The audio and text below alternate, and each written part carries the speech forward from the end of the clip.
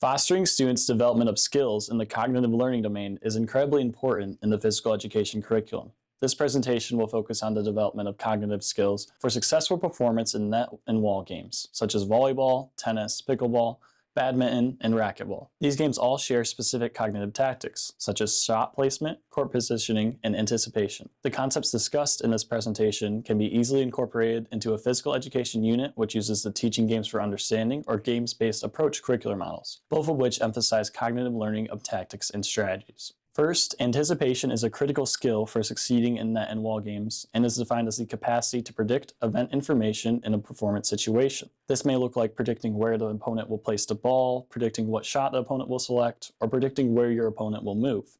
Anticipation can improve performance by increasing the probability of returning an opponent's shot, improving positioning to return a shot, and providing a player with more time to effectively execute skills. When a player anticipates where the object or ball will be placed and moves beforehand, they can put all of their focus into choosing the appropriate shot and effectively contacting the ball. On the other hand, anticipation can negatively impact performance if it is applied inaccurately. Sometimes an opponent might lull a player into doing the same movements over and over, then suddenly change the shot placement so that the player anticipates the shot incorrectly.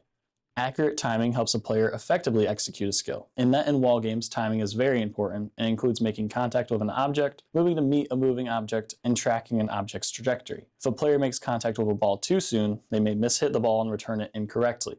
If a player moves too late to meet an object, they may not be able to reach it, and if they move too soon, they may misread the object's trajectory. Effective timing improves consistency in skill performance. If students can perform the same skill repeatedly, they are more likely to be able to reproduce that skill again in a wide range of environments.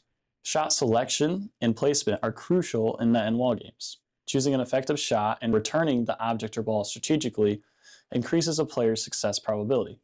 When returning a shot, the player should consider the speed at which they want the ball to move, the spin they could apply to the ball to change its trajectory, and their opponent's positioning so they can place the ball away from their opponent. Additionally, the player should consider the height at which they'll return the ball, so that the ball clears the net but is also challenging to return. Furthermore, the player should carefully consider which shot to use to return the ball, which depends on which side of their body the ball is placed, the height of the ball, the player's skill with different striking techniques, and their opponent's positioning.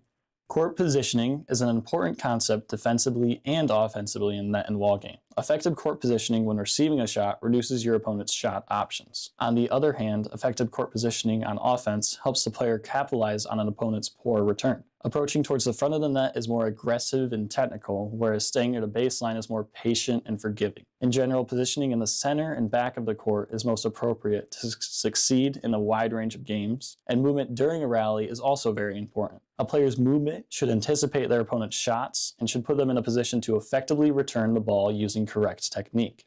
Maintaining a rally in a net or wall game can help a player improve their performance. By maintaining a rally, the player can force their opponent to make errors, recover to effective court positioning after returning a challenging shot, capitalize on an opponent's mistake, and learn more about their opponent's strengths and weaknesses. Essentially, staying patient can yield effective results because a player is more likely to find the best opportunity to make a winning shot if they are able to set up that shot by gaining good court positioning and forcing their opponent to make a challenging return.